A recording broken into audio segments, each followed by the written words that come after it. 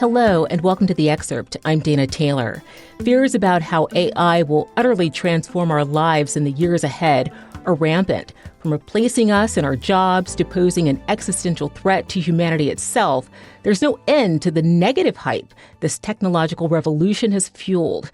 But what if our fears are simply unfounded, part of a predictable, short-sighted response of rejecting change, like the Luddites did 2 centuries earlier when machines revolutionized the textile industry? One visionary leader in technology argues that this is precisely what's happening in his new book, Superagency: What Could Possibly Go Right with Our AI Future? That leader is Reid Hoffman, co-founder and executive chairman of LinkedIn. Reid now joins us to share his thoughts on AI. Thanks for joining me, Reid. My pleasure.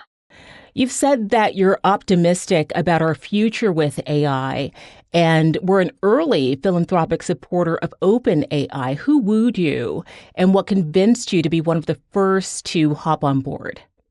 So for OpenAI, Sam Altman and I have known each other a number of years, back from even before he was the president of Y Combinator. And we've talked about technology's ability to elevate humanity, the human condition.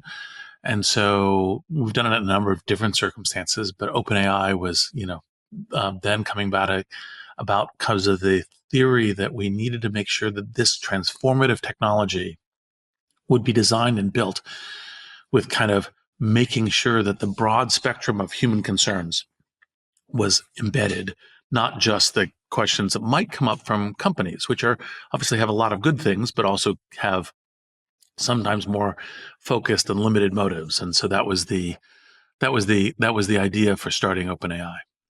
Tech leaders, notably Sam Altman, chief executive of ChatGPT maker OpenAI, and Demis Hassabis, chief executive of Google DeepMind, signed a statement in 2023 saying that AI could be an existential threat. Shouldn't we heed warnings from experts regarding the dangers of ASI or superintelligence? For our listeners, that's AI that gains, among other things, self-awareness. So it's definitely something to pay attention to and be concerned by. But one of the things that I think that the existential risks overblow is when you think about kind of existential risk to humanity, it's not just one thing. It's not just asteroids. It's not just pandemic. It's not just climate change. It's not just nuclear war. But we have a whole set of them. You could actually kind of keep yourself up sleepless at night and thinking about them. And so when you think about artificial intelligence, you have to think about it as part of the whole set.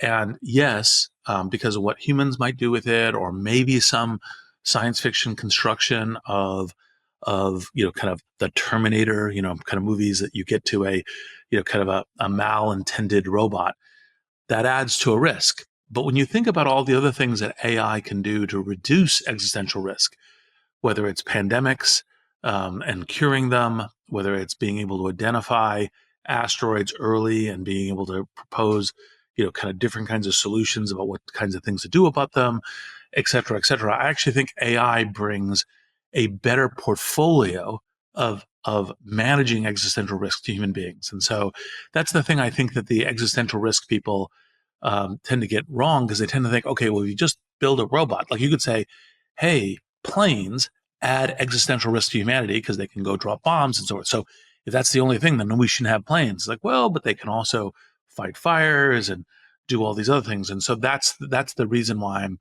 inherently very optimistic, although you navigate this intelligently.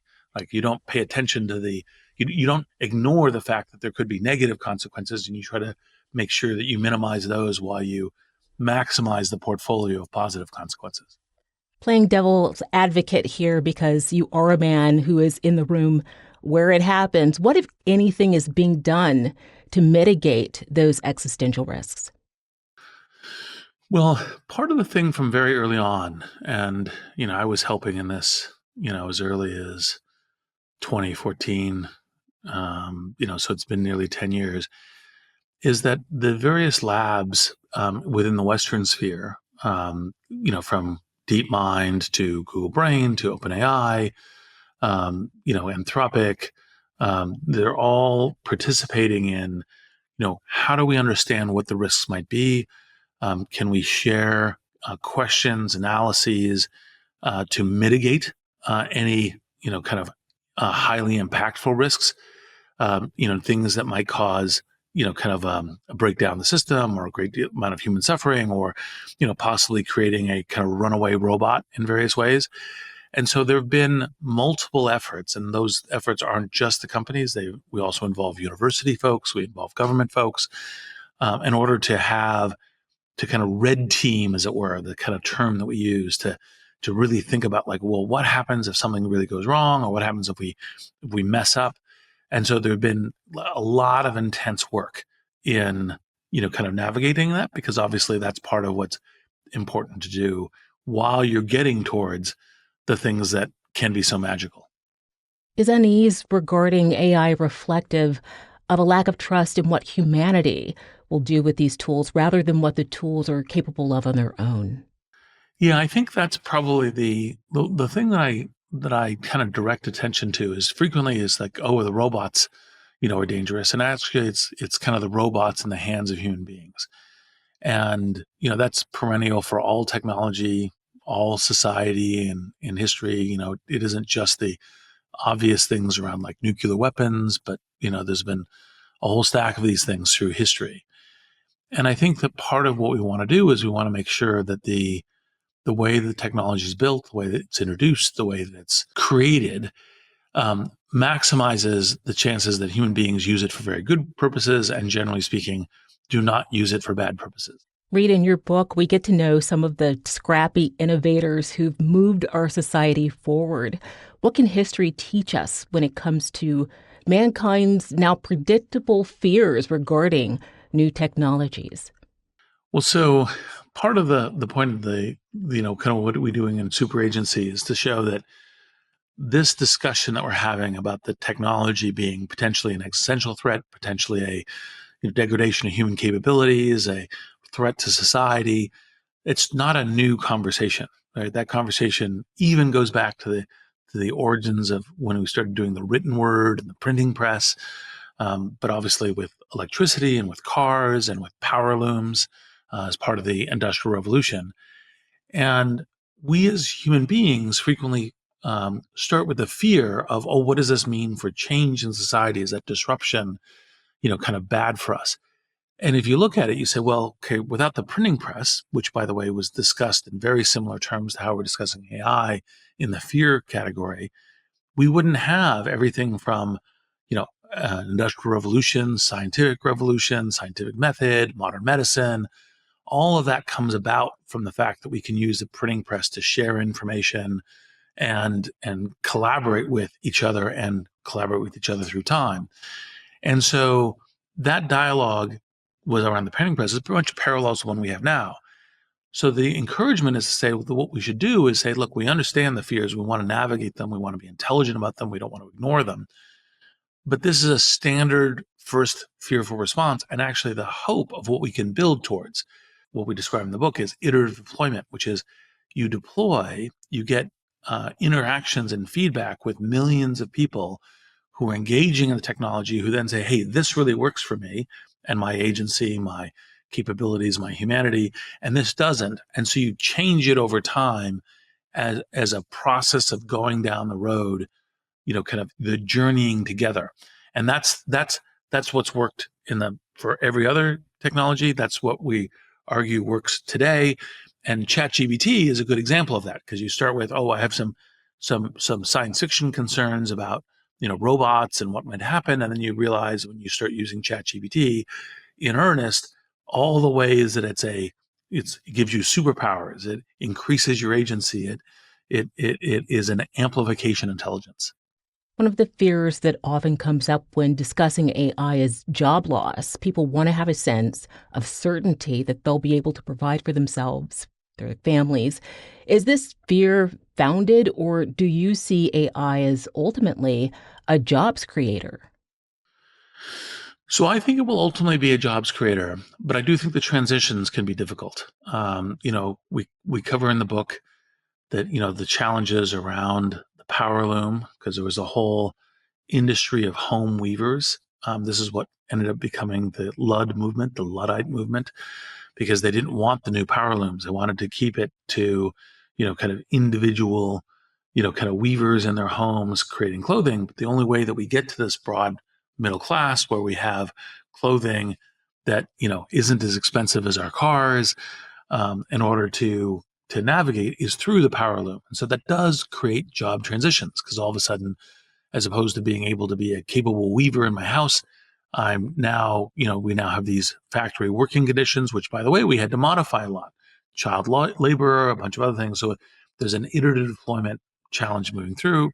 And I think that's one of the things that will happen also around jobs. Now, with some diligence, with some focus on a design principle of human agency, what we want is most of the jobs to be, when there's transformation and replacement, it's a human job is replaced by a human with an AI agent.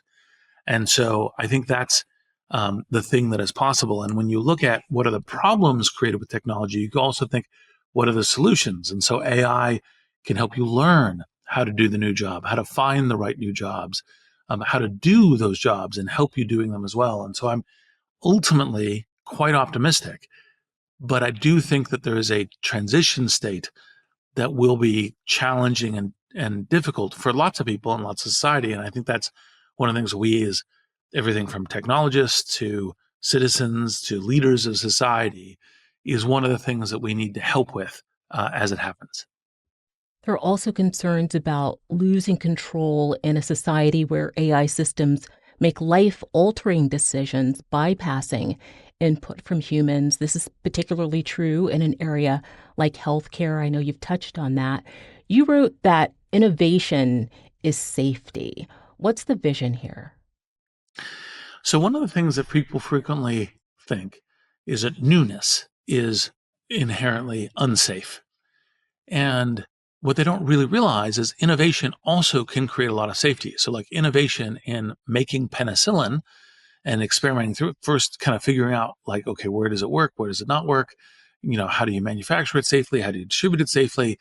There's a bunch of things where you have risks that you're navigating, but you get to the other side and you're much safer because of it. Similar, most people tend to think planes are a more dangerous form of transportation because they see, like the fiery plane crash or something that's reported on the news.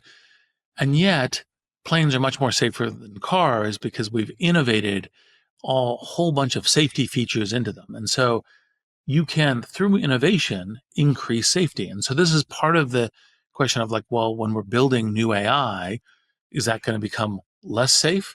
Is it going to become more risky? And there's going to be some intermediate risks as we do the iterative deployment. But actually, in fact, we have more ability to build great safety mechanisms, in the future than we have now. And so you can innovate and create safety as part of your innovation. And that's part of the kind of the notion of why these new massively transformative technologies, these, general purpose technologies, as economists refer to them, can initially create a lot of risk, electricity, cars, etc., and then can be iterated to being much safer. And part of the iteration is an innovation loop. And so building and innovating and having more safety in the future is actually part of the thing that we are navigating towards. And so again, it's remember kind of where we're going to, as opposed to our fears about anything possibly negative right now. Clearly, AI has firmly taken root. How do you think we should be integrating AI into our lives right in this moment for maximum benefit? So, one thing I kind of, in Superagency and my earlier book Impromptu and these is to go experiment with it, go try it, because what you'll find is that you'll get a bunch of things and try it for not just like a sonnet for your kids, kind of birthday party, which is great, do that too, but like real things in terms of like, okay, well, I'm trying to figure out what to cook for dinner out of the recipes, or how to fix, this broken piece of equipment, or how to have a conversation that might otherwise be difficult with a family member or a friend, or what you're doing at work, and to try those and get some kind of sense of it. Because what you'll find today as you try it, it won't be useful for everything. It may take you a little bit of trial and error and experimentation to figure out how to make it useful to you, but you'll find that it is useful to you today.